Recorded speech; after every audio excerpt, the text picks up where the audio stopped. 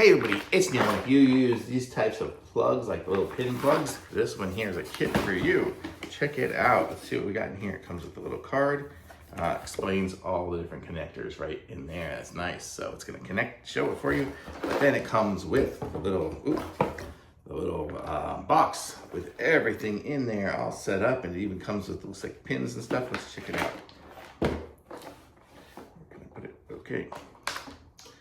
So yeah, so like here would be a connector here. Oh, it's nice, got the rubber gasket on it, and then the connector's all in there. So it's pretty cool. So it's got all these different sizes and pieces and parts, and the little ends in there that'll go inside of them. Nice little setup. So even got some triangle ones in there too. So all the different types and sizes and everything. And then here's the little poker puller thingy for you. And lots of pins.